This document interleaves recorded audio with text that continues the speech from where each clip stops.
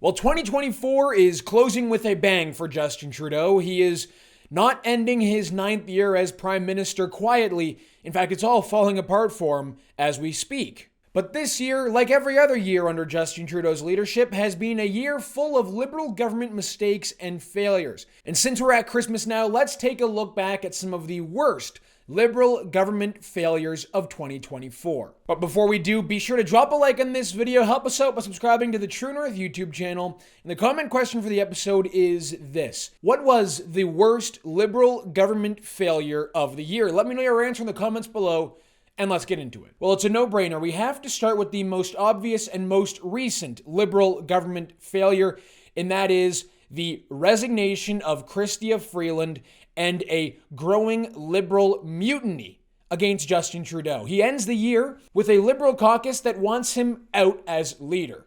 He ends the year as a very lonely man, as a very lonely leader, where his own people want him to go, the NDP now want him to go, and the Bloc and the Conservatives want him to go as well. It is being reported all over the world that last Monday was Justin Trudeau's worst day in office, because not only did he lose his most trusted ally, Chrystia Freeland, in a very public and scathing resignation letter, he also tabled a fall economic statement that blew past his own government's deficit projections by over $15 billion. The growing Liberal mutiny has been in place for quite a while now. It all started when Justin Trudeau and his Liberals lost the Toronto-St. Paul's by-election. A few days after that, Liberal backbenchers began calling for his head, and the situation is only getting worse. So Chrystia Freeland's resignation and the Liberal mutiny is our top Liberal failure. How about that foreign interference inquiry, an issue that has plagued this government for over 2 years now? Last year was the year the dam broke on the story.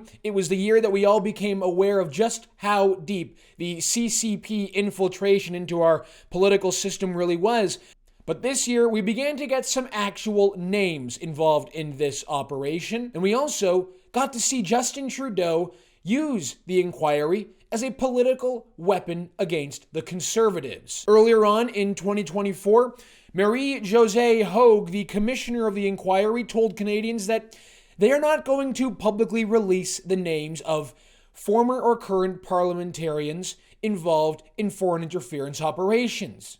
So we're going to allow all the traitors to keep their jobs in Parliament, sit in the House of Commons, and potentially run for election so Canadians can have the opportunity to vote for a traitor. What a good result. Good job, guys. Well, then a few months after that, journalist Sam Cooper, along with independent member of Parliament Kevin Vuong, began releasing names to the public who they are certain are witting or unwitting participants in foreign interference operations. One of them is Trade Minister Mary Ng, who is accused of being an unwitting conspirator in a foreign interference operation backed by the Communist Party of China. You also had Liberal MP Parm Bains accused of being involved in a CCP-backed foreign interference operation, as well as current Senator Yuen Pao Wu and former Conservative Senator Victor O. The fact that that story had to be released by an independent journalist and an independent member of Parliament makes that one of the Liberal government's top failures of 2024. While immigration has been a major issue in this country for over a year now,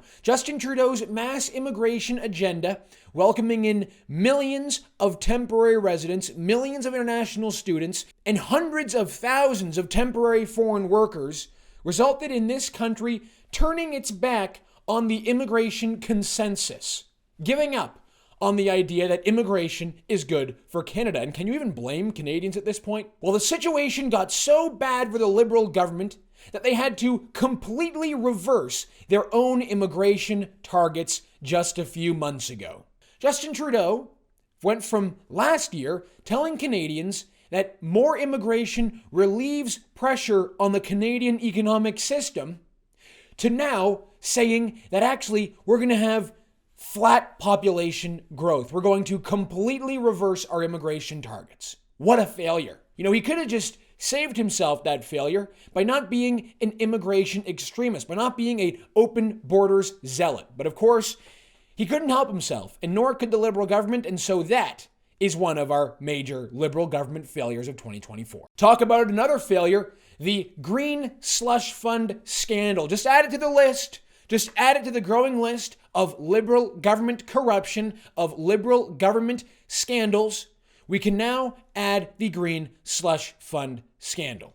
Sustainable Development Technology Canada, a government-backed foundation which received over $2 billion in federal funding to dole out to companies for green energy, had to be shut down in July after the Auditor General flagged potential conflicts of interest. The Auditor General found 10 projects to be ineligible from the SDTC that received $59 million anyway. You want to say it's unbelievable. You want to be able to say this corruption is hard to imagine, but really, is it hard to believe?